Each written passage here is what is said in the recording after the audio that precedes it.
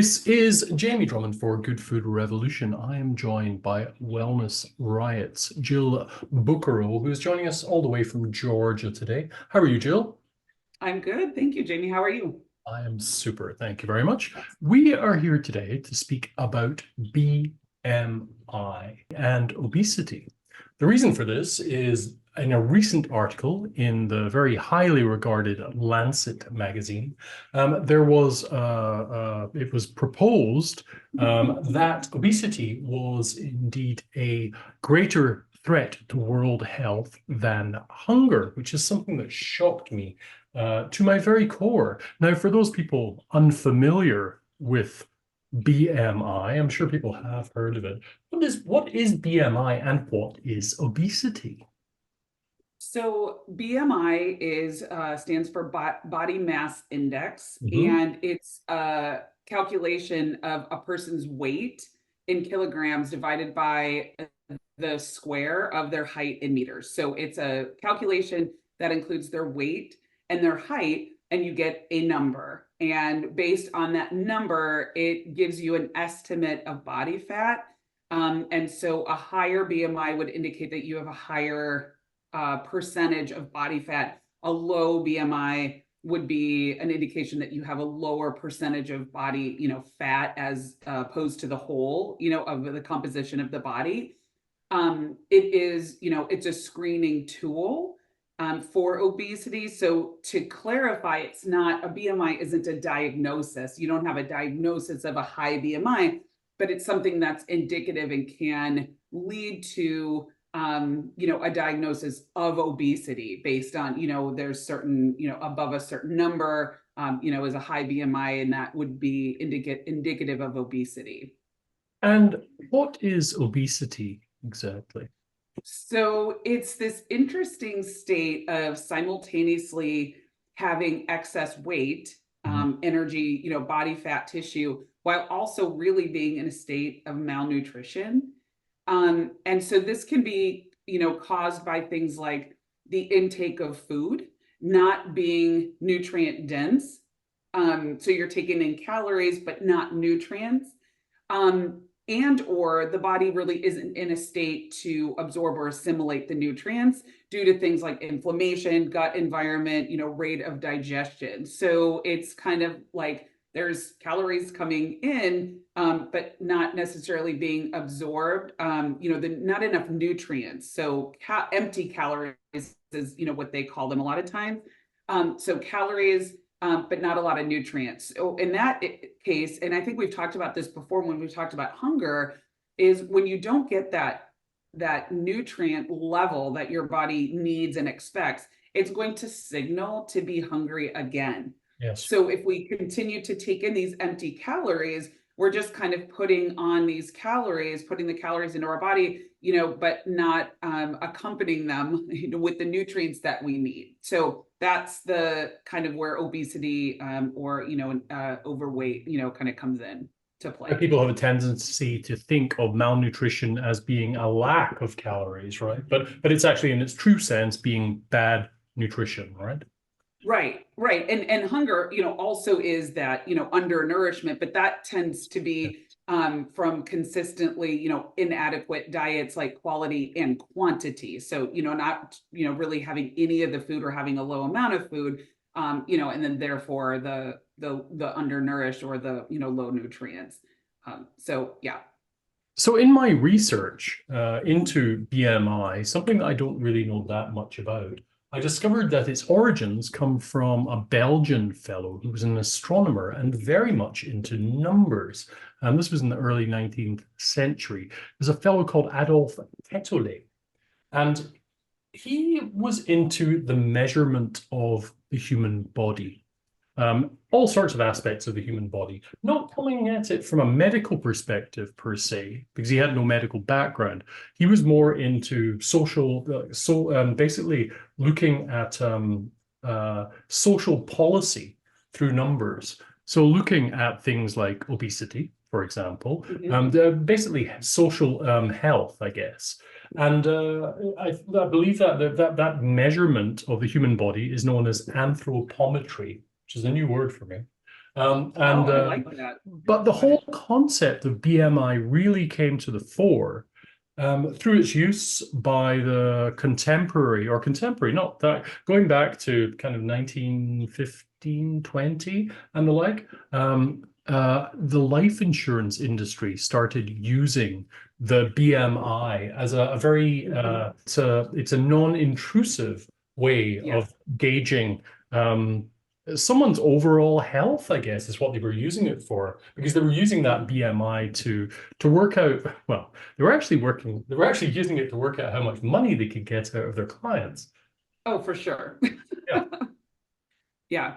I mean, I think one of the reasons it's used, even today in medical, Hmm. the medical community so widely is because it's so easy. Yeah. It's a very easy measurement. It's non-invasive. It can be done at home. It can be done quickly in a doctor's office. And to some extent, it does give you some information. But it can very much be skewed for people with muscular builds, shorter or taller than average Yeah. people, nursing moms. I mean, obviously pregnant women, but a variety of different types of people can have an off BMI. It can be not indicative. It can throw them into the obese category when they're really not. So the other thing is that it doesn't really tell you the distribution of fat. Sure. Yeah. So right, and that's really something that's more important, is that visceral fat that's around our organs, that's around our midsection, is known to be a little bit more concerning than fat that might be like on our thighs or Yes. Yeah. other places in our body. So the BMI doesn't really take into consideration. It's just an overall estimation of body fat percentage. So for the average person, it can be helpful. And the ease at which again it can be given is helpful, but there's definitely some areas where it's off and not as accurate as we would probably like if medical decisions are being made on it, right? Yes. Whether or not Sure. somebody can get a surgery, whether or not somebody is at a higher risk for chronic illness.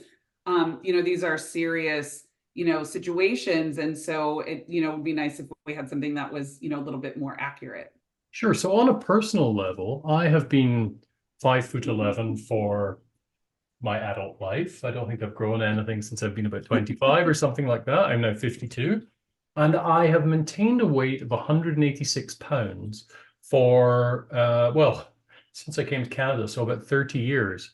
Thereabouts, I mean, it basically doesn't vary. So if one is to use the normal BMI metrics, it brings me in at 25.9, which brings me in as being overweight. However, I've never considered myself overweight, neither has my family or my friends considered me that way. My doctor has never mentioned it, or my doctors over the years have never mentioned that. Right. So I can remember always thinking it was a crock, but that's just me.